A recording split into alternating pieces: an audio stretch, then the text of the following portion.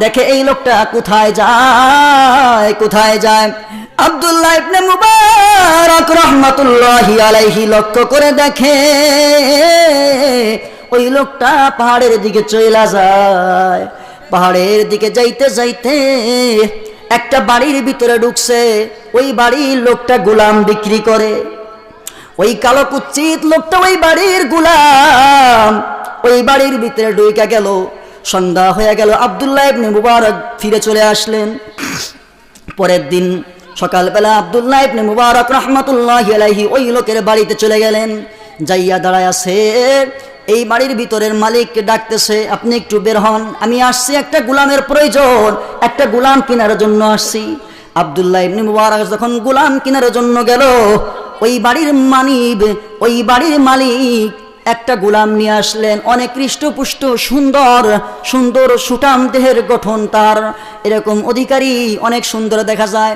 আব্দুল্লাহ ইবনে মুবারক রাহমাতুল্লাহি আলাইহি দেখালেন, এই গোলামটা কি তোমার চলবো? না, এই গোলাম আমার চলবে না। আর একটা গোলাম আনেন, আর একটা আনলো। এইভাবে করে একটা দুইটা দেখাইতে দেখাইতে 12-13টা গোলাম দেখাইলেন। কিন্তু রে আব্দুল্লাহ ইবনে মুবারক মনে মনে ভাবে, গতকালকে আমি যাকে দেখেছিলাম আল্লাহর কাছে দোয়া করার জন্য, ওরে 12-13 জন লোক দেখলাম, এই লোকগুলোর ভিতরে তো ওই কালো লোকটাকে দেখতে পারি না। ও ভাই, না, আমি এই সব গোলাম নিব না। আর কোন গোলাম কি তোমার দরবারে আছে? থাকলে আনো, আমি তাকে ক্রয় করতে চাই। আব্দুল্লাহ ইবনে মুবারককে ওই মালিক ডাক দিয়ে বলে, রে আব্দুল্লাহ ইবনে মুবারক, আমার কাছে আর কোন গোলাম নাই, তবে একটা হতভাগা বান্দা আছে রে, একটা হতভাগা বান্দা আছে। ওই গোলামটাকে আমি নিজে কিনে আই নাই, বড় বিপদে আছি রে।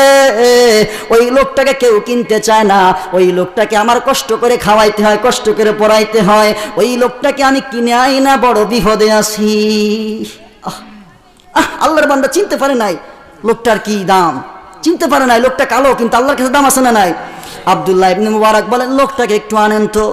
লোকটাকে যখন আনছে সামনাসামনি, আব্দুল্লাহ ইবনে মুবারক রাহমাতুল্লাহি আলাইহি আল্লাহর ওলিকে চিনে ফেলছে। দুইটা চোখের পানি দড় দড় করে ছেড়ে দিয়ে আর ডাক দিয়ে বলেন, মানে আর ধরে না,